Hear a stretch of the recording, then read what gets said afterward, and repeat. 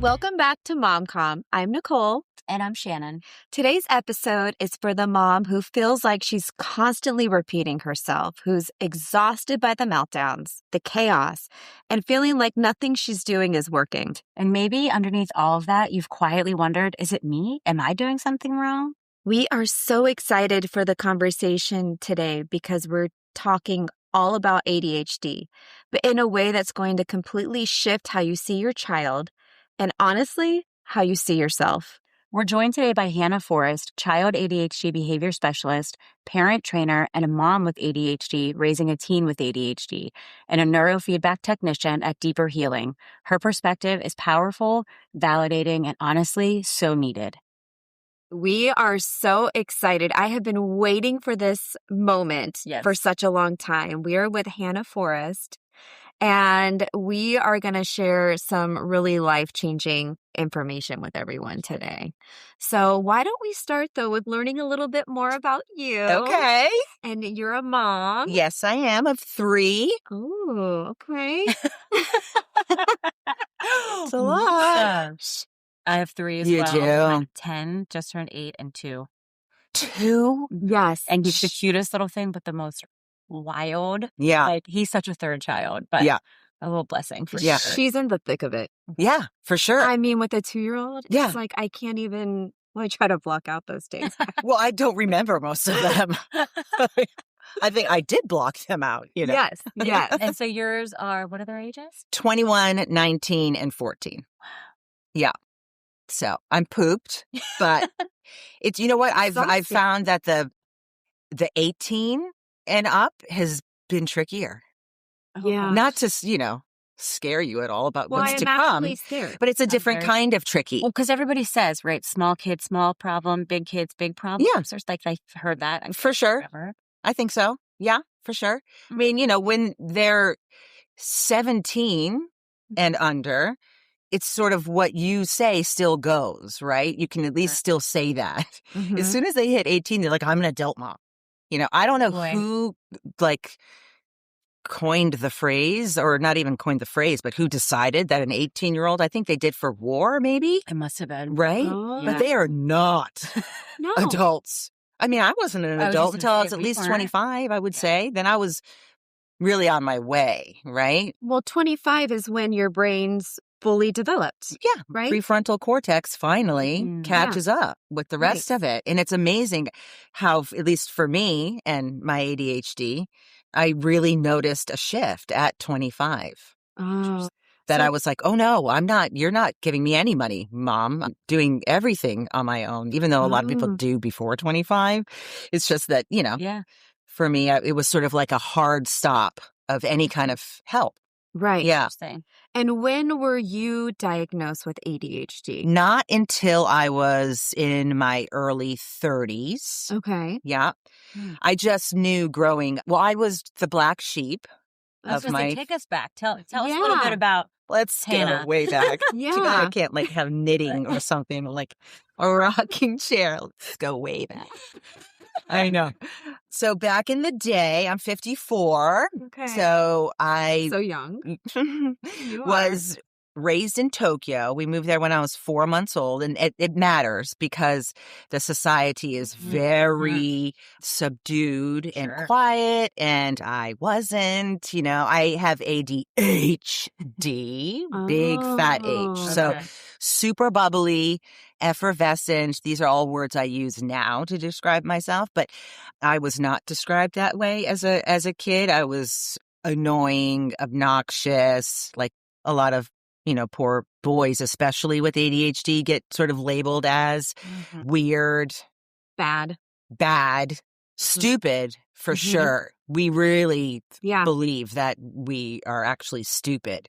And I'll touch on that. And it's couldn't be further from the truth. And I tell a lot of kids that I coach about where intelligence is housed in the brain. It's in the back of the brain, and how our struggles are in the front of the brain. So it's completely separate. You're not stupid at all. But anyway, so it was a real struggle. But my family also was very, very different. Like every one of them was very quiet and extremely studious and Ivy Leaguers. And here I was I mean, I've always been intelligent, but always thought I was stupid because school was difficult for me, because sitting still was difficult for me, because focusing was difficult for me. And it looked like I wasn't trying. It looked like I was lazy. Mm-hmm. It looked like I just didn't care about my education. And none of those things were true. And they're not true for any child out there. There's not one child that doesn't care. Where did you fall in the birth order with your middle child? You were in the middle. Okay. Yeah. A lot of, and I sort of giggle like that because a lot of parents that come to find out that they've got ADHD are like, yeah, I'm the middle child. There is a, saying of the middle child syndrome. Mm-hmm. And I think a lot of it could possibly have to do with ADHD. It's so interesting because we've talked about birth order a bit. I've talked about birth order with my children and how real I think it is. And yes, it's very fascinating. Well, patterns are patterns. Yeah. For a reason. Like, you see patterns. So anyway, it was fun.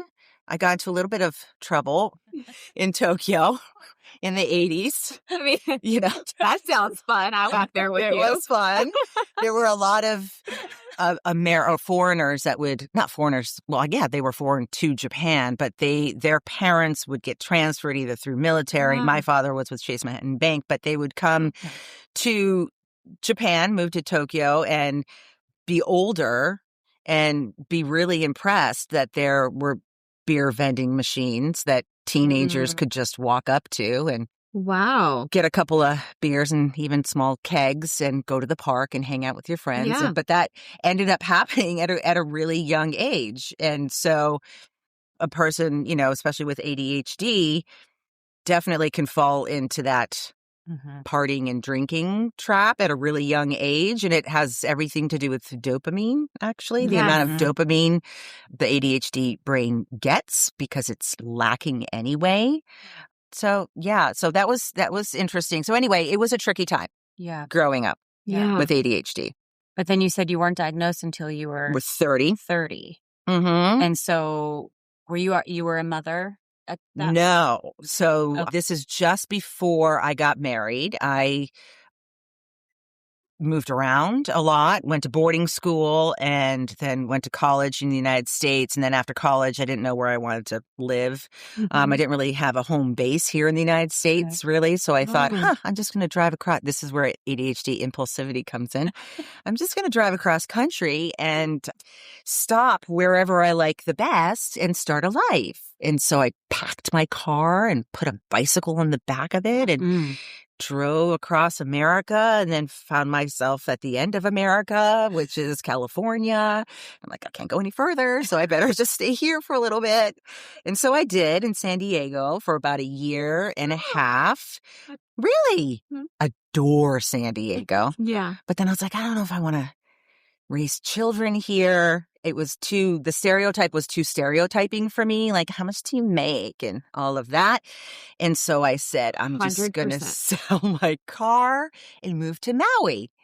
Okay. And the way I chose that, and the reason why I'm saying all this is because there is that big impulsivity piece to ADHD, which is a blessing and a curse. Right? And kids, it's a curse because they will slap their friend upside the head when they're just kidding. And then they lost that friend forever. Or in my case, as a female, more sort of blurting out something that was totally inappropriate, which I still have to rein in. Yeah. So impulsively I'll just go to Maui. And so landed there. That's where I got diagnosed in my early 30s. So did you? Sorry.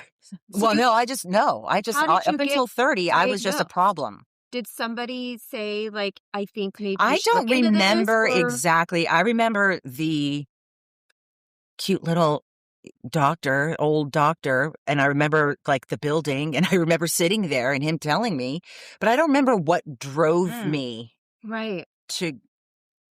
I had always had, obviously, growing up with it and being undiagnosed, I had always had sort of issues, right? It just was ADHD, but they looked like issues. And so I would like, okay, I'll try a therapist because I just don't have my shit together, And so I think, and so I don't know. I don't remember exactly. But what a blessing to finally have an answer, because let's take a quick break.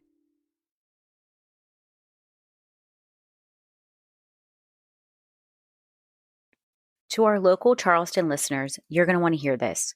Bloom is a one-day conference on March 14th for women who just need space to breathe, to step away from the noise of everyday life and be reminded of who they are in Jesus. So many of us spend our days pouring into everyone else, and Bloom is simply a day where you get to be poured into. Through worship, encouraging teaching, and time spent in community, their hope is that you leave feeling refreshed, restored, and deeply reminded that you are seen and loved by God. You don't have to have everything together to come. Just come as you are. If that sounds like something that your heart needs, you can grab your ticket over at bloomconferencellc.com. Remember, that's on March 14th, and you can get your ticket on bloomconferencellc.com. Yes, but no one told me. This is what's happening still today with parents and children. They tell you have ADHD, and then they say, here is a medication. Here's some speed to help you. I know. That's it. And so I didn't get any direction after 30. Right. And once I was 50 years old, essentially, is when I really started to, I got certified as an ADHD coach, and I've been working with families for eons and coaching people for eons in different ways, nutrition, personal training, and all sorts of different coaching ways, behavior, issues around health and fitness and all of that. Right. So coaching I had been doing forever. But then I sort of, parlayed that. But until I was about early 50, really, is when I decided to start looking into it and becoming certified and then helping children. I see. That part of it is relatively, well, not really new, but it's been years. Were you inspired to do that because of your own children? How do you Yes and no. So I have always also, I've done a lot of things. That's also a very big ADHD thing, right? Even though I have a degree in communications, I am not really using it. Well, you are right now. Yeah. I guess I am. Yeah. But I've always loved children. They've always been my jam. I think that they are the best creatures on earth. Yeah. Full stop. They're just pure and very honest. And anything that you ask them, they will tell you the truth. And anyway, they're just great creatures. Creatures, that sounds so strange. So anyway, I was working with children in a lot of different capacities. I was the director of coaching for Soccer Shots for a little while. And so I was teaching 20-something-year-olds how to manage a group of 2-year-olds to, it's 7-year-olds to all 10 of them at once, herding cats and playing soccer and teaching them. And so I was doing that for a little while. I also, during that time, then in the same sort of time frame, worked with a lot of different parents and children's behaviors and everything because of that work that I did. And then that parlayed into a little stint with Brain Balance. So I was a center director for a company called Brain Balance, which is actually a franchise. Yeah. And it is essentially brain training for kiddos that struggle. Were they in the town center? They were. Because I looked into going They there were. because remember, she referred me. Yeah. I was trying to, figure out my son for all these years. And it's sort of like training like left brain versus right brain, being one side being stronger than the other. And all of that is absolutely helpful. And I think it's a great option for people. It was just too expensive. Too expensive for me too. That's why I didn't do it. Yeah. Because literally every single thing over $10,000 I wanted to help my kids with. Yeah. There it's is been astronomical the amount of money I have spent because you can't get help at the pediatrician's office. No. There is no help. They don't even run the right some drugs. That's it. That's what they told me when my son was diagnosed at, I believe he was 4. Yeah. Oh, that's early. Yeah, well, because I was going absolutely insane. No, good for you though. It was a really well-known neuropsychologist, and I'll never forget her telling me, when he's older, you're probably going to have to medicate him. And I was like, there is not a chance in hell. Sorry, that's not, because my mom is a drug addict and alcoholic. Right. That is not the path I'm going down. Sure. I am going to do everything else that would be, and not to say like that doesn't work for some people. I've taken antidepressants myself. Sure. Griffin has. Yeah. So I'm not like anti-med. If you need it, of course, do it. I'm not a doctor, but my gut said I am not giving my 4-year-old. And then I didn't know that ADHD, you are born with it. You have your brain works differently. Yes. So am I supposed to give him drugs for literally the rest of his life? Yeah, and the answer for them would be yes. And I was like, no. Thank you. Especially because it disrupts so many other things, right? It disrupts sleep. It disrupts what they're eating, their appetite. And that is everything for the brain. Like getting the right foods creates neurochemicals, right? Your dopamine, serotonin, norepinephrine, not complete all of it, but largely from what we eat and what we consume. And so you're giving the drug to change the behavior, and then they're not eating properly. So they're not physically developing properly, but their brains aren't developing properly because they're not getting the nutrients and the protein and all of that, right? And so it works especially well for children who are physically out of control. Yes. Impulse physically. Okay. Yes. Right? So they can't sit, they're just constantly jumping up and down and they're just running around and extremely disruptive. It can really, really help to sort of bring them back down. Right. And it's most important for children. So I'm not pro or con medication. It completely depends on the situation, the child. Can that child eat really well anyway? Will they have smoothies with protein in it and take the medication? Well, then that's even better, right? Because they're getting all the nutrients that they need. And so, that's where the whole parent coaching comes in because every family is so very different. Right. But kids then who are physically out of control because of the big H part and cannot sit still are ridiculed. Yeah. They're being shamed all day long at school. They're getting shamed by their friends. They're getting shamed by their teachers. The teachers are rolling their eyes like, again, Susie, And so it's a hit to their ego. Hit all day long. Hit. And that creates a really, really challenging self-worth. Yeah. Like I can't say it really enough. Does. When I start to get really quiet, that's when I'm really wanting to yell the thing. But their self-worth is so, so bad because it's them. What's wrong with me? Yes. Which then creates a rebellious teenager because they're angry, and that's why they're also before teenage years, they're still, yes. And so they come home and yes, absolutely. And so then they come home and they're blowing up constantly and, any little feather of an incident at home lands on them and they're exploding because they've been holding it in all day at school and they've been shamed all day at school because they physically can't, it's not their fault. So, that is all to say. Oh my gosh, where's the wine? I feel like that's all to say. Like, there's so many things that can be done. So like pause here to say there is so much that you can do. Like I can't express enough how much hope there is aside from medication. But that's true. Because just to rewind a little bit. So I wanted to be the best mom ever. And I wanted to give my kids all the tools so that they wouldn't become like my mom. Right. And then I had kids that literally have every challenge. I mean, both of my kids were just diagnosed with ARFID. So here you are talking about how proper nutrition is so important. And here I am wanting to give them all the organic, chemical-free proteins, and my kids will not eat. Right. So what do you do? So I went to MUSC and I took them to eating disorder clinic. Okay. And now my son will eat like a page of different options. Okay, so good. we've really grown. I still have challenges. He doesn't want to eat. It's not like, oh, it's lunchtime, I should go have lunch. Right. You know what I mean? So the signaling isn't there. There's no signaling.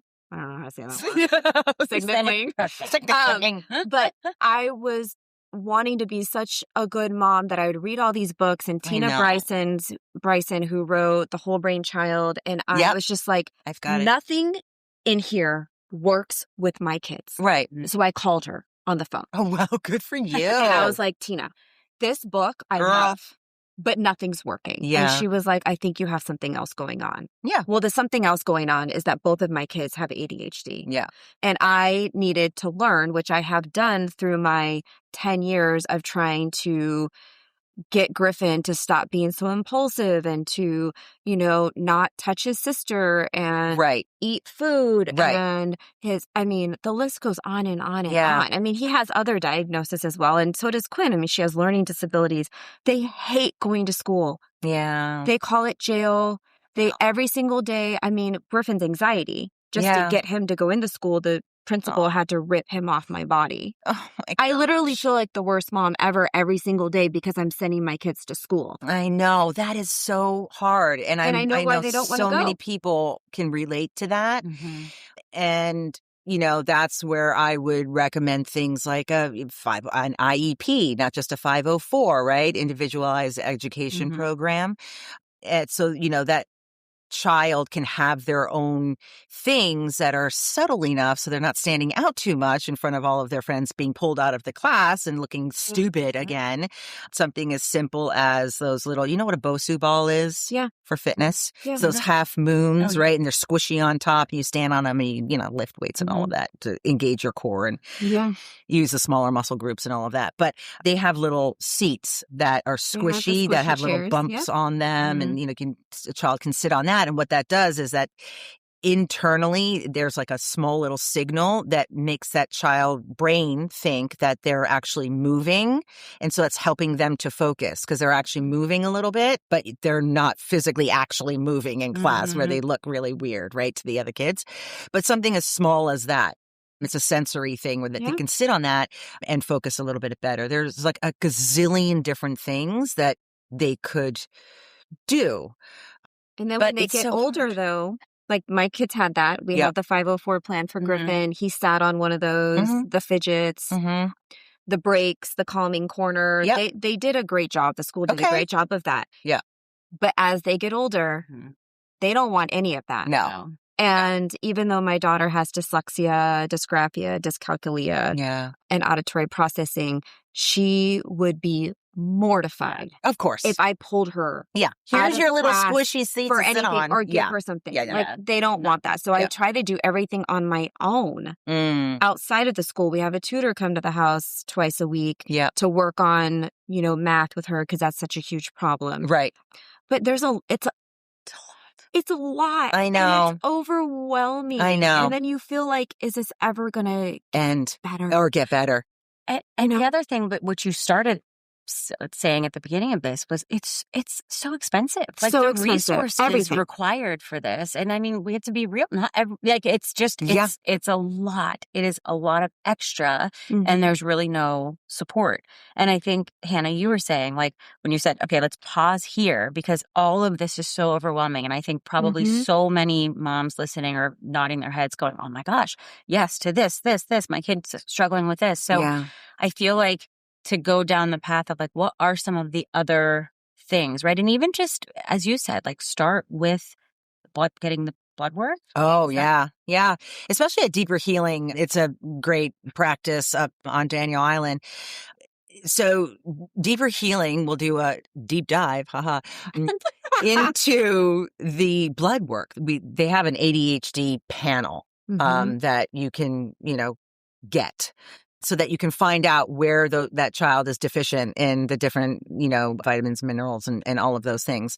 Because, getting a child who's super deficient in zinc, like lots of kids are with ADHD, or iron, omegas are hugely important for the brain.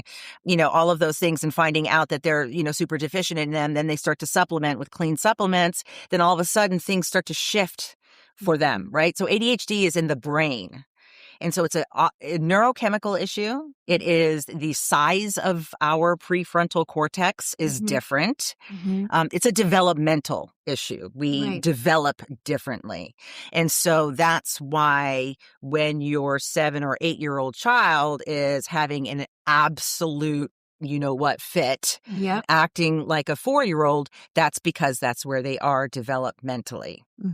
So by fact, people are 30% or up to 3 years behind in their emotional development, right? So if they're 7 and 8 years old and they're having a fit like they are 5 or 4, that's because they are. And so you want to try to learn how to manage and avoid the fits to begin with. Like, why is that child having a complete meltdown, right? Are they blood sugar super low? When's the last time did they eat?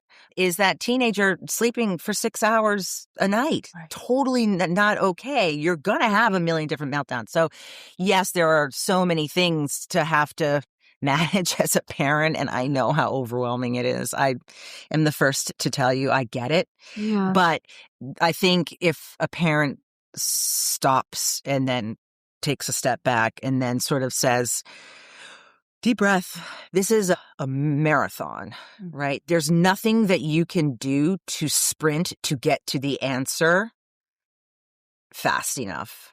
Right. It's a marathon, and their ages change and their development changes, but it's okay. Like, once you learn something, then the day-to-day becomes easier and easier. Once you learn, if I have to go start working at Mickey D's tomorrow or wherever, it doesn't matter if it's a really simple, type job. It's going to be overwhelming and a lot, right? But then once you do and learn the job for a little bit, then all of a sudden, yes, it's super, super easy. This is the same thing with learning about ADHD and taking different strategies and applying it to your household. People are like, this is so much. This is so much. I'm supposed to speak this way right now and that way. And I'm supposed to give him what at breakfast and lunch and dinner. And it's a lot. And so it's okay. Like, pause, back up. We'll just learn it little by little. That's really good and advice. Just keep applying the little tips and tricks, over time. It's okay. And you gave me a great trick. So what I've learned, since I know my husband has ADHD too, so all 3 of my family members, if I need something done, they don't do it. Yeah. So I have to completely lose my shit for them to be like, right, oh, right. I got to flush the toilet. Right. Oh, I got to move the shoes. Mom's freaking out. Let me clean this up real quick. Right. But then it's not fair to you because you've had to go here. And that's so bad for your body and mind. And then you always feel like the bad guy. And I'm always like, oh, I'm crazy. I'm crashing out. And they're like, my daughter's writing notes. I hate when mom crashes out or, whatever it is. But what you shared with us is that we're using too many words. Right. And right. So just an example of a strategy. A couple of different things can be happening, right? So there's many things that can be happening, actually. Let's take an example of a child that is hyper-focused on something like a video game. And you want them to get off the video game or off their phone, whatever, to do X, Y, or Z. They're upstairs in their bedroom and they're on their thing, and you're downstairs and you need them to come downstairs and, feed the dog and put the dishes away or whatever the chore may be. Mom or dad yells up the stairs and the child is hyper fixated or hyper focused on something. So actually, you shouldn't be saying anything up the stairs. It's a total waste of your energy and time, right? You will say, did you hear me? And they'll be like, uh-huh. But they did not hear what the words that you said. They just heard wah, wah, wah, wah, wah, wah. Just like in, what was that? The cartoons in the olden days. Charlie. Peanut? Yeah. Up the stairs. That's all they hear. Then it's not their fault. It's just the way that their brain works. And it's not a disrespectful thing like, oh, I should be able to turn on my brain when my mom is talking. They physically can't, especially if they're in hyper focus. Right. So why can't my child concentrate on math when he can easily concentrate on a video game? Because the video game is interesting. So there's a flip that gets switched. There are chemicals that get released in the brain when they're doing something pleasurable. And it's like doing something that isn't interesting for the ADHD brain is so difficult. Here I go. I'm quiet again. It's so difficult. I can't express to you. Hard. You can't. There's no there's no turning on. There's no just doing it like other neurotypical brains can. Right. Like, suck it up and just do it. We can't. It's so painful. It's so very hard. This is why they don't want to go to school. It's It's painful. so hard. It takes so much energy to focus on something. It's physically painful. It is so draining. And by the end of it, you're completely wiped of all of your reserves. So there are ways to make things interesting. So like I said, it's okay. Okay. I can tell you how to make that homework more interesting and easier to do. But so going back to not yelling up the steps, right? Yes. Because then you had talked about physical. Yes. So yelling up the steps, and it doesn't work. Anyway, so walking up the steps, going into the room and actually physically touching the child or the husband who's like on his phone and he's not listening to you, literally fires up a different part of their brain. It does for all of us. Like if I were to touch your knee right now, there's a little psh that's happening in your brain that you can't feel or even notice or what have you. And so it shifts the focus a little bit. So that's the first thing. Then the second thing is too many words. Anybody who's an ADHD adult that has a spouse that doesn't have ADHD, my husband, that talks to me in long sentences, I just want him to get to the point really quickly. Like I can't express enough. Like, so then what happened? Okay, just get to the point. I want to This is what I say to my husband. Well, but so it can go both ways. It can go both ways. So do I have ADHD? You might. Welcome to the girl. Sometimes I wonder. You could have a diagnosis right here. You could. That could just be a pet peeve too, though. So I can't handle all the words. Yeah. I'm very get to the point. And that could be just a type A kind of a thing too. But it's very much. But that triggered. That's like, oh. Yeah. So if you're trying to get your child to go upstairs, brush your teeth, wash your face, get your PJs on, then the child, okay, mom, starts to go up the stairs. Then they go up there and they've done like half their teeth. And then their clothes are still on. They come back down. And then you're like, so disrespectful. You never listen to me. I'm asking you to do these things. How hard is it? Why aren't you listening to me? Why is it so hard? Because that child probably saw a little fuzz that looked like a spider. And then they thought of like, I don't know, a cartoon that they saw. And then they went up into the bathroom and they're like, that's right. Teeth. And then they're like, and then they see something else. They're like, huh, cool. Then they put the toothbrush down on the counter with the spit and all the toothpaste there. And then they turn around and then they go back down the stairs and they're like, and then the mom is like, there's smoke coming out of my ears. I know. Why don't you have your pajamas on? It is the short-term memory is weak, right? It's what we call working memory is weak. Again, brain, neurochemicals, the structure of the brain has nothing to do with listening to you, intelligence, morality, how good the child is. None of those things. It's biological. They can't change it. And so we change our parenting behavior to match their brains.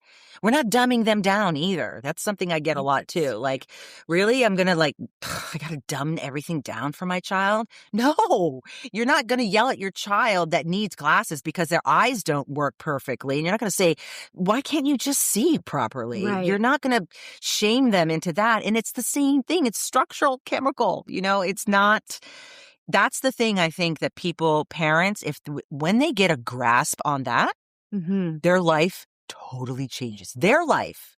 Right. Because they're not yelling as much. They're like, that's right. They're 3 years behind. They're not, that's why they're acting this way. And we're the ones that have to build sort of a scaffolding around.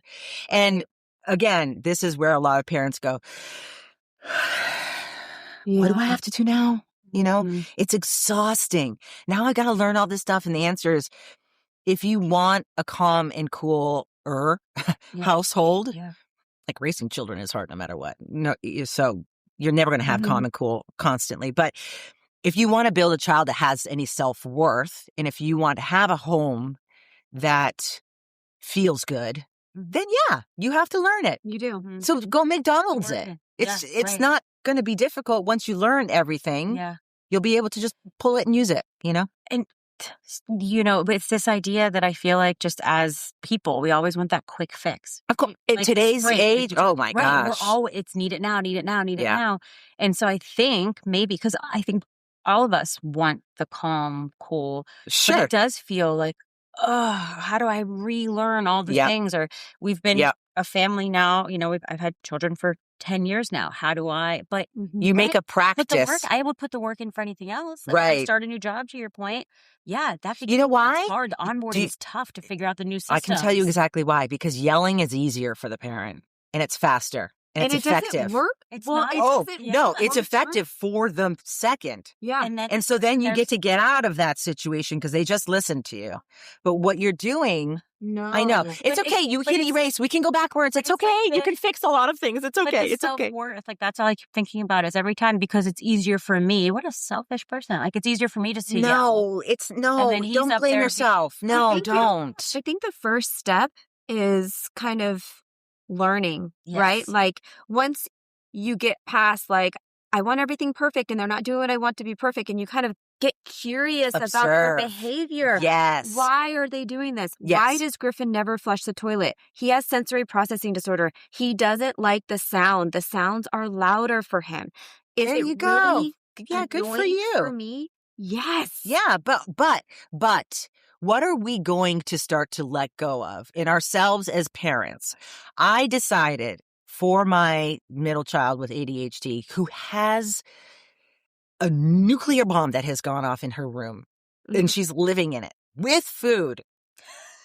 Okay? I grew up in Tokyo. We don't even wear shoes in our house. Okay? And so it really has bothered me, but I gave up on that piece for my sanity because I don't see it. I don't live in it. It's not teaching her that she's late. Like it's not enabling her to become a lazy, gross person just because her room is disgusting. She goes to other people's homes. She sees how clean her friends' rooms are. She knows when she comes downstairs and the living room is really clean that feels good. Yeah. You're not making them dirty people by letting them live in a dirt. But it was too much for me to manage that on top of everything else because what happens too with the ADHD brain is she would go in there and she wouldn't do anything. And she would freeze. And that is not a lazy, not listening to a parent thing either. That's actually the brain. What happens when a task is too large for the ADHD brain is you get something called ADHD paralysis. It's a real condition for what's happening in that situation. Your brain literally shuts down, or your brain will do anything else, like still being busy, but not doing the thing that's too overwhelming. So you have to break it down into little pieces, right? So if this is a boy or a girl, whatever, I loved basketball, you would say, okay, socks in the hamper, but make it fun. Put a basketball hoop over the hamper and then they can just it's a great tip. Making it fun, making it novel, making it different. That's just another strategy. So where my mind goes when you say that about, because I want everything clean. Yep. And I know that when I go and do it, I am enabling them. I am not teaching them. But I get so tired of nagging and saying the same thing over and over and over that I ended up just doing, because I don't have time, right? Like my time's limited. In my brain, all I think about is that I have to raise these kids to go out into the world and be successful. Right. How can they be successful if they're living in a dirty room? How can they be successful if they can't even do A, B, C, D? I get up, make your bed every morning, and I'm scared that they are not going to thrive in the big world. Like I moved out at 16. I didn't have a choice. I went to work. I was making money. And I have to tell myself, Nicole, they are not you. Right. And so that's the first thing to always remember, right? Like they're not you. So we can't sort of put our stuff on them. So it's just good to have that in the back of your head. So that's great. I feel like I'm failing. But that's because you're looking at them as adults while you're raising them as little people. Yeah. And so you're looking to that because that's what we all do. Because you care, because you want them to be like, right. But the thing is that what So what they see in the commonplaces of the home, as I just mentioned, is how they're going to behave when they're adults, not their room. Okay. Like, don't worry about their room as much. Got it. The feeling of what's happening in the kitchen, dishes everywhere, and their room is terrible. Yeah, okay, maybe they will be a mess. Got it. Right? They are being raised in a household that is neat and clean. Maybe a little bit of relaxation, but that's something that you can choose to be relaxed on or not. Like, that's what I chose. I was like, I don't see it, so I'm not going to care. And I need to start taking some things off my plate. I have full-time work. I have ADHD. I have 3 children. I have a husband. I have 2 dogs. I'm so freaking tired. Too much. Yes. And a house that I have to clean. Like, and then he helps. It never He's goes great. Away. But yeah, I know. And it's day out. Groundhog Day. I know. And so I chose that to be the thing that I was like, you know what? But then I would start to introduce, like, hey, Cobes, just your dirty dishes. Dirty dishes, boo. Dirty dishes, please. You know, I wouldn't get angry. I would just be like, you're killing me, boo. You know, sort of the urgency, annoyed parent without directing and putting you down and shaming you, right? I'm still not like, oh, Colby, could you please bring down your stuff? Right? I'm still kind of like, you're like really annoying me right now, which is okay because it kind of still shows love. Yeah, right.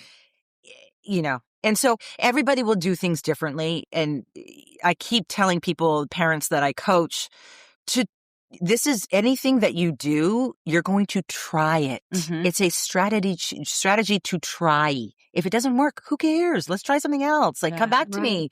Let's try this then. So flexibility, because yes. When you were talking before about the room and the socks and the basketball hoop, I'm like, this is all so good. But so I literally thought about myself doing this with my son. And I know exactly how it will play out because I am, and I think a lot of moms, I think will, because you mentioned it too about time. I'm always thinking about the next thing. We are so busy. There is so much we have to get done. There are only so many hours in the day. Right. So in my mind, I'm thinking, we can't turn this into a game. Get it done. Yeah. Be efficient so we can go to your baseball game, so we can go do this. So it's a me thing. And I get that. And I get that. But it depends on whether or not your child has ADHD. Yeah. And they're 3 years behind. So it applies to kids who are neurotypical, right? That kind of parenting. But it's kind of, you have to do things differently when you have a neurodivergent child. No, I think that's what's so helpful is recognizing, like, because then I also, when I totally lose it and everything feels upside down. And I'm like, how did everybody in this house forget how to just go about their normal day to day? Like, why do we not remember how to get ready for school in the morning? We've been doing this for 7 months now, you know? Yeah. I then am the parent that I'm like, forget it all. And the next day, suddenly I have big to-do lists everywhere and signs. And that doesn't work. I can't suddenly just switch it and say, like, okay, this is now, you know what I mean? Yeah. I think it's what you're saying is be flexible. It's baby steps. It is. Learn all of these different tactics and then figure out what works for you instead of trying to read something overnight and then implement all of that the next day. Like, how overwhelming. Yeah. And the other thing too, I'll jump in here and I'll say, is get buy-in. That is critical to get buy-in from your child about a strategy that you're going to try. Parents who decide not to tell their children that they have been diagnosed with ADHD are just pushing a big fat ball up a hill. You really should. I never tell people you should do this or that, but you should. Like, parents really should be telling their kids. First of all, they'll be like, oh, there's something going on. Yeah. You don't have to frame it as in there's something wrong with you. Yeah. But when they know, then they're not like, oh, Hannah's the idiot. That's what I grew up with. And then I became very rebellious and sent away to boarding school. So you want to make sure that they understand that their brain just works differently. And so that's important. And then saying, so you know how sometimes getting your room cleaned up is really tricky for you. Would this be more fun for you to make it easier, or would this be more fun for you to make it easier? And then they get to choose. Like, the more choices you give your kids, the better. This goes against everything. I was just going to say, I was told you give them 2 choices. But by whom, though? By who? Right? Yeah. By who? Like the standard parent police? We're talking special kid parent police is who you should be listening to, because they're, you have to do things differently for a reason, because the brain processes it differently, right? Right. Smaller words, teeth. Instead of, honey, go upstairs, get your, PJs on, do your teeth, blah, blah, blah, blah. You just say, Carson, teeth. Carson, teeth, Carson, teeth. And that's all they hear. And then they're like, tuck, tuck, tuck, teeth, and they'll do it. Here's another question for you. Like the getting up and getting ready for school in the morning. They do it, every day, day in, day out. Why is every day Because you've been different? telling them, and they've been waiting for your prompt every single day. Oh my goodness. You know what I'm saying? So they're just waiting for your prompt because you've been prompting them. Wait. So we have to start unprompting them. And the way to do that is you're going to put other tools in place. So we're going to do egg timer, and they get to choose the egg timer from Amazon that has a Batman on it or whatever it is. Like, we're going to do this new thing. So when you hear the ding, jump out of bed. Right? And again, like I said, strategies are strategies. You're going to try it and try something else if that doesn't work. Or so the ding goes off. Usually the egg timer is for like when they're on the video game. Mm-hmm. And then you'll be like 3 minutes. 3 minutes is actually like 100 years for them. So we should definitely talk about the time component for kids with ADHD. It's everything. They don't have a sense of no one does. Time. No one with ADHD does, except if you were raised in Japan and they are so strict as a society on time that they would rather not speak to you again forever if you're 5 minutes late. And I was just conditioned since I was this big. I am so on time, it's ridiculous. And that's a total exception. The norm for anybody with ADHD, it's called time blindness if you look it up. It's just that, so this doesn't work for kids. Hey, this weekend we're going to be able to go to blah, blah, blah, blah, blah, blah, blah. If you blah, blah, blah, blah, blah. That's what is next weekend? That's 150 years in the ADHD brain. I don't know when that is. It's time blindness. Being able to get something done in 30 minutes is time. Not being able to get something done in a certain amount of time is time blindness, right? So, hey, honey, we're leaving for grandma's house in 20 minutes. I need you to get your shoes on, you get your pants on, or whatever it is. 20 minutes means nothing. So if you can have them visualize time, so analog clock, not digital, where hands are moving, you're going to teach them, they're going to pick out a cool analog clock from analog is right? Yeah. Thanks. With the arms. I think so. The hands. I mean, I don't know. Sounds good. It's the circle one with the arms so that they can see it. Even the second, so they can see it moving, is incredibly helpful for the brain, not because they're dumb or stupid or slow or what have you, right? So it's another way of them seeing time differently. You could even say like, hey, as you're doing your thing down there, as she's getting ready, look at the clock, look at the time, look at the clock. Clock. Yeah, just clock. Clock. We're gonna walk around town and hear all these parents yelling just one word. Clock. Dinner. Bus. Oh my God. Let's normalize this. Yes. Because 1 in 9, I read 1 in 9 kids are diagnosed with ADHD. We just have to parent differently around how their brain processes stuff. Right.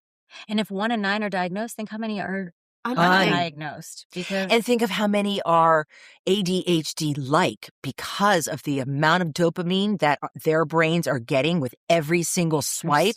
They're getting a huge amount of dopamine. Dopamine hit, dopamine hit, dopamine hit. We crave dopamine because we aren't born with the same amount of neurochemicals that a neurotypical person does. Not only that, our brains don't use it in the same way. And so people who have ADHD often drink too much, often smoke cigarettes, often do drugs, often watch too much porn, often are, just thrill seeking constantly. That's dopamine, right? But then what happens is when you get too much dopamine, then your baseline gets higher and higher, and you need more dopamine just to feel any kind of pleasure, which is why not all the teenagers, but a lot of teenagers right now are struggling. It's not so much because, yes, the content that they're looking at and comparing themselves to and all that stuff on social media is terrible. I had my own really tricky time with it with my daughter. But it's also literally the chemical changes that are happening in the brain. So then your threshold is way too high, and you go outside, and normally seeing that cool car go by, if you're a teen kid or whatever, doesn't light you up anymore. Yeah. And then they're like, I'm depressed and I'm full of anxiety. And that's not so much the content that they're looking at. It's the amount of dopamine. It's the imbalance that's happening. So that's just yet another thing that we need to start to manage. But what I was saying about the 1 in 9, it seems like it's more kids. And so parents might be like, maybe my child has ADHD. Their brains are starting to behave like they've got ADHD almost, because of the dopamine thing. Right. So there are ways to change that too. So don't worry. We have to start practicing. Need help with that because Griffin, I've talked about it 100,000 times on his Fortnite.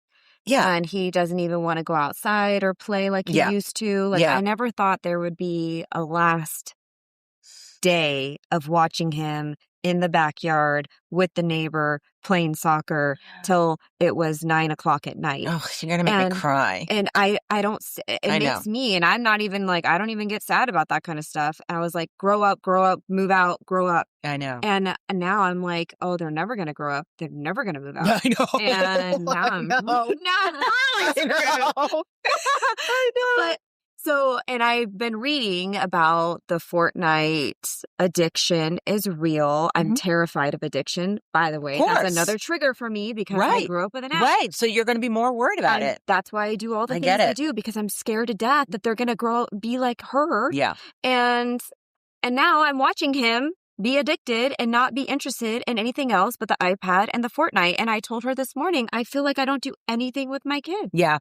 I think one of the ways to start to get away from that, because that's a real thing and it's a very scary thing, because then you go from Fortnite to a beer when you get a little bit older, because it's the same dopamine feeling. You're getting the same hits. And so we got to try to get around that, or start to anyway, and start to look at it differently. And there are ways that you can do it, right? And the best way to do it, exercise. And so short bursts, high intensity interval training. And with kids, that can be so many fun different things that you can start to get them into.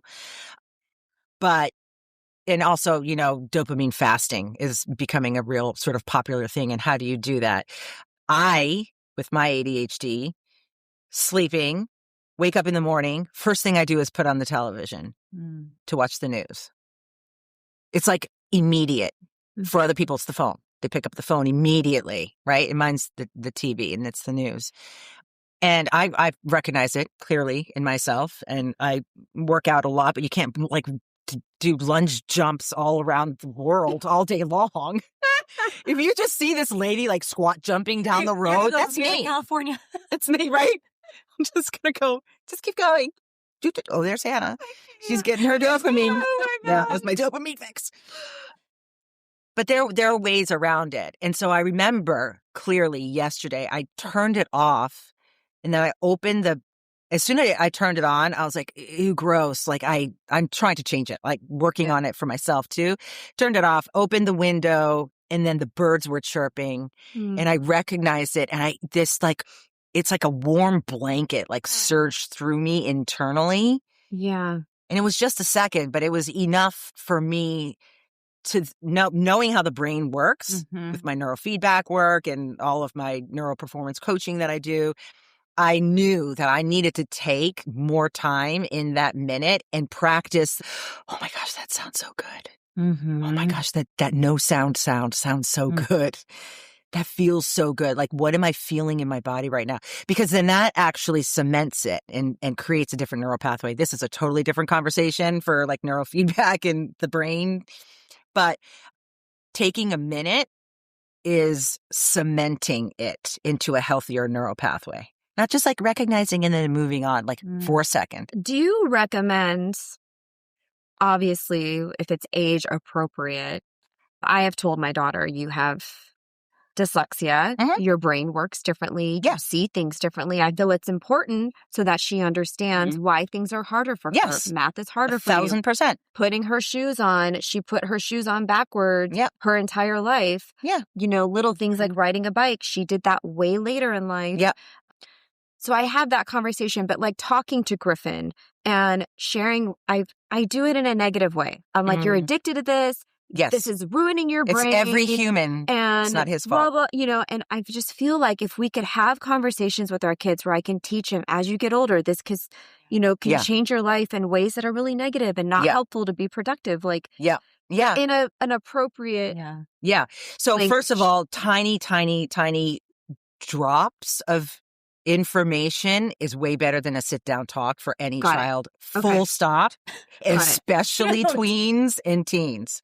Okay. And it's even better if they can overhear you saying things and you're not even directing it to them. So I do that with my husband. So manipulative. It's for their benefit. Say like drip. So drip. like, oh my gosh, honey, did you hear today? Like this is, I get a lot of my information from me personally. I'm a NPR fan, but anyway, wherever you like your information. But anyway, whatever it is I'm trying to get them to change or do, I'm like, can you believe that 93% of blah, blah, blah, blah, blah? And I'll say it really fast, loudly enough, while I can tell that they're like maybe eating, not on their game because they can't even hear you, but like if they're eating lunch or dinner, whatever it is, so that it sinks in little by little, like these things that you want to be telling them. You definitely parent, and I think it's like on my Instagram, I did a little like bleep on the honey, why can't you just get off of it? You're so addicted. It's every human it's not their personal fault, but they're thinking, oh my gosh, Griffin, you're such a jerk. You're such an idiot. Like, why can't you stop? What's wrong with you? Is what he's saying to himself internally, like quietly, subconsciously in the back of his mind. He's not even doing it out loud, I'll tell you. But that's, again, digging at his self-worth. And so one of the biggest, most helpful things a parent can do when they're trying to get their child to change something, their behavior, is to become to actually talk about your own stuff and how, oh my gosh, I totally feel it when I'm on my phone in the bathroom and all of a sudden I've been in there for 10 minutes. Ugh, I hate that feeling. I'm so out of control because it's just like hijacking my brain. It's not a you thing, right? It's not your fault that that's happening. But if you talk about it within how you feel, then he's like, oh, okay, it happens to my mom too. Okay. And look at her being all sort of, it's hard, right? To all of a sudden become a little bit more, I don't know. I'm going to do it. Yeah.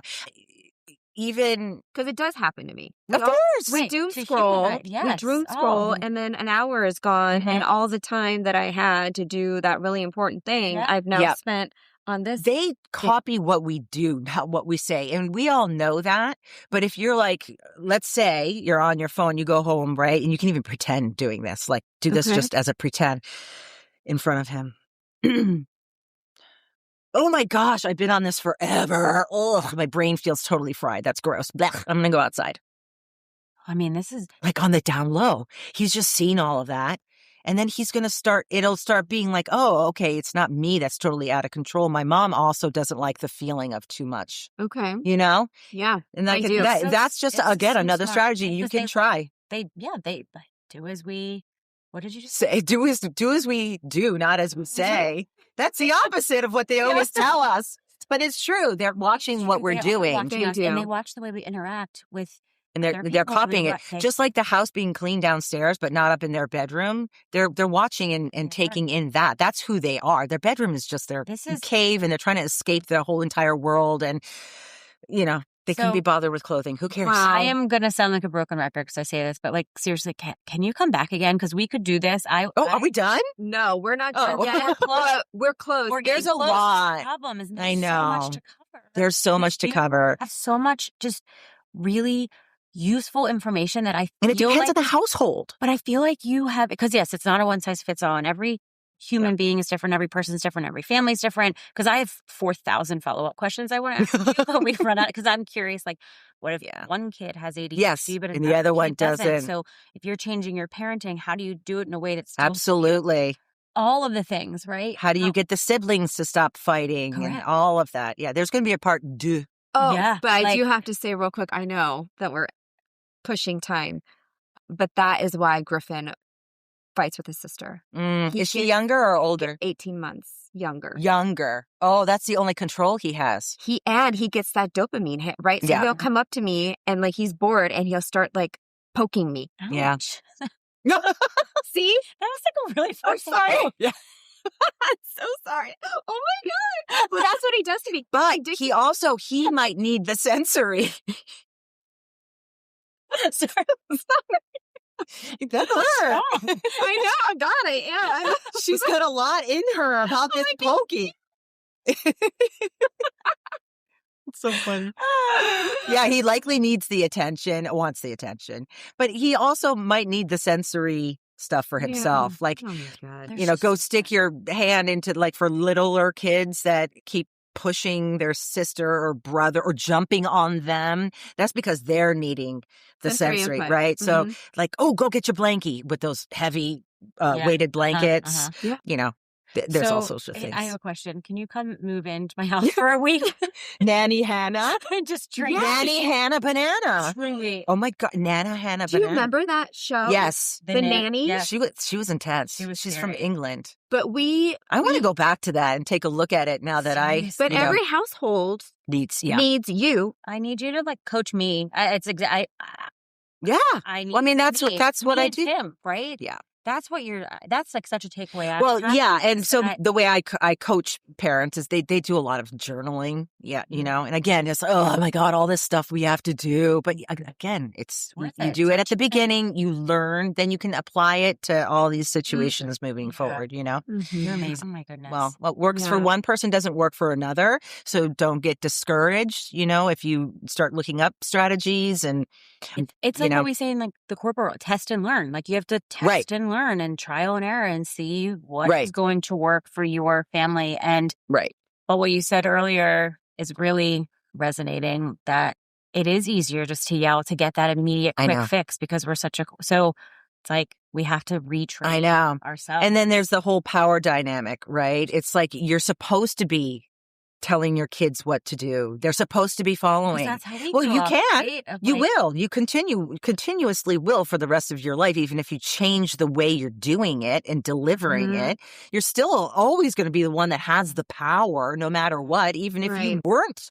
doing anything, right? Even if you were like, okay, sweetie, parents tend to think like the kid isn't going to respect them, right? If they're too friendly or if they let them go doing this or let them go from having to do that. Quick example before we go, but like my daughter, this is a perfect example. Teenage daughter wanted her to clean up the kitchen. First of all, saying clean up the kitchen, way too broad. Okay. It's way too big. That's like telling her to do 20 things. It's too much. It's like, what do you mean? So like specifically like put the clean dishes into the cabinet, right? Clean dishes, cabinet. But she has sensory and goop issues, meaning not like, what's her name? Goop. Gwyneth Paltrow's goop. She doesn't have those goop issues, but she has goop like on like plates and stuff, like severely grossed out. And so when we first started asking her to do the dishes and put them away, she would have a meltdown over that. Then my husband would get really mad because she was just like, oh, so obnoxious that she's having a meltdown. She can't even do it. But it's a real visceral reaction within her because of her sensory issues.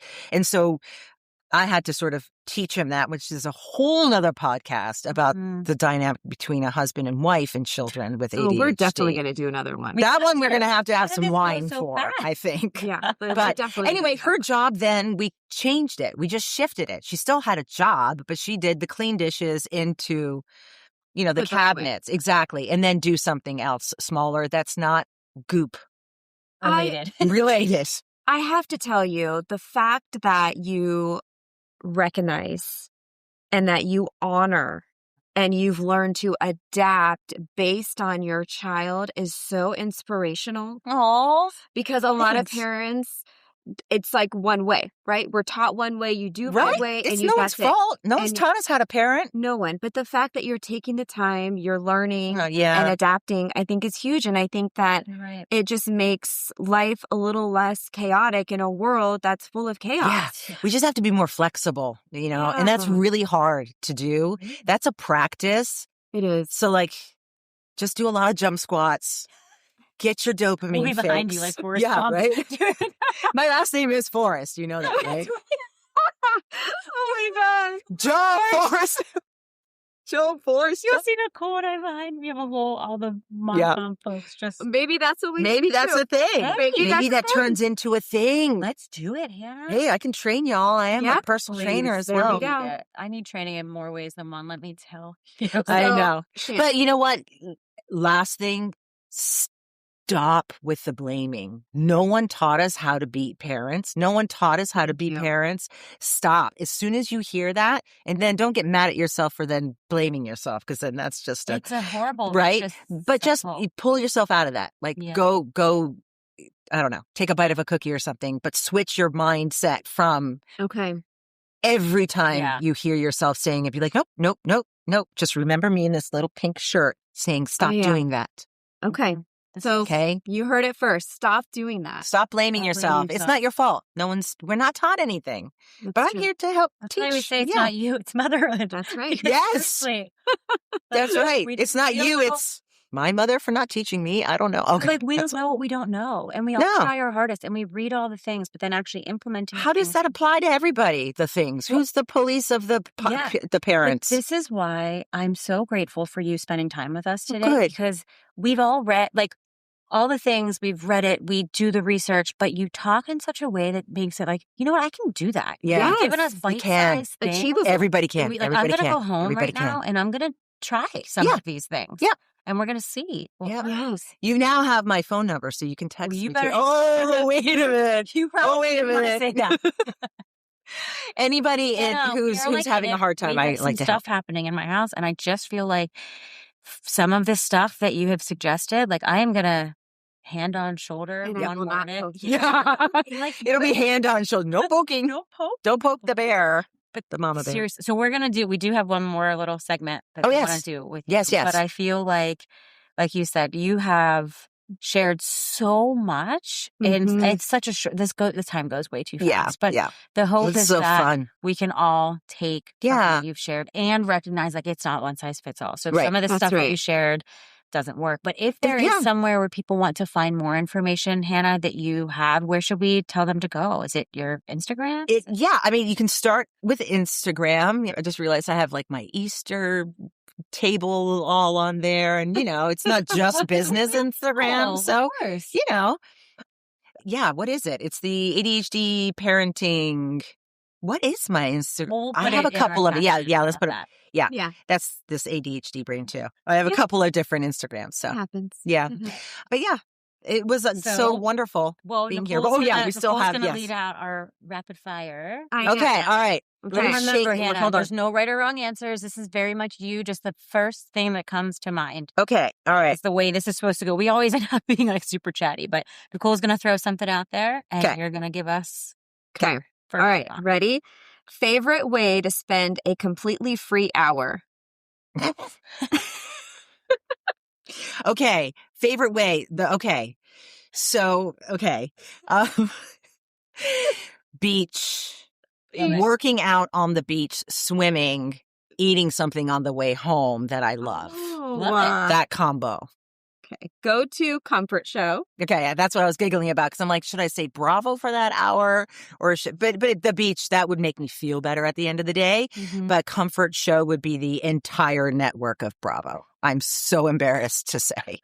Do not be embarrassed. Okay, thanks. Actually, Bravo's giving me life right now. I know. A scandal. I got a Scamanda. Oh my God, I'm dying. My friend's like, you know way too much about that. I'm every day looking for more. It's my escape.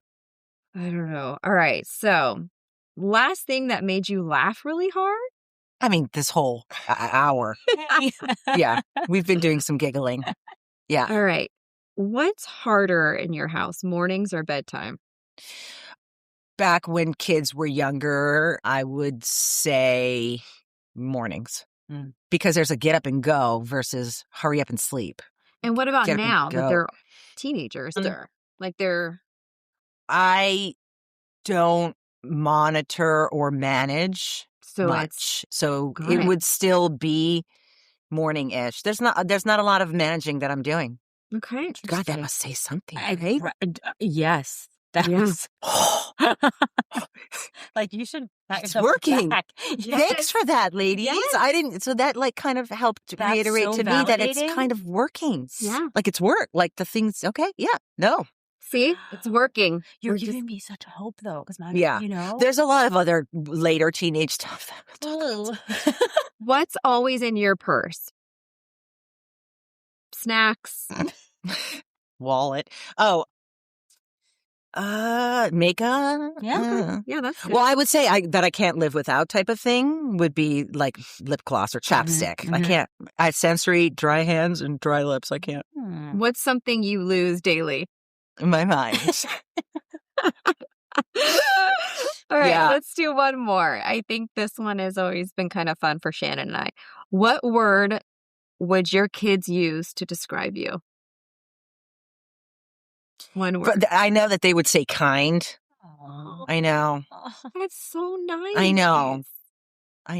You're amazing. Yeah, I don't know about that. No, there's so many things that are tricky for us. But I think they know, and I think because I've been so flexible and I've been like, oh, okay, I've recognized that their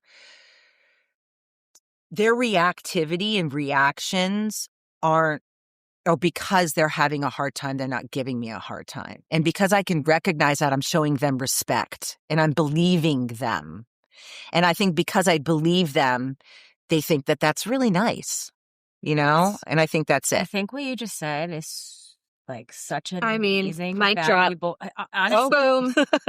Yeah. Really, that you just said so much in those few words. Yeah, they just maybe we don't. Yeah, our kids need to feel like they're heard and they have, because they're also respected. Yeah, they don't have the words to say, you know what, I'm kind of feeling blah blah blah blah blah today, right? They're just like, but I believe you. Yeah, like that's so. Wow. Yeah, but it hasn't always been that way. You know, you have to learn it. And I was taught it and I'm certified in it. And so that's what I can impart. So you can do all of that. And it's never too late to change, right?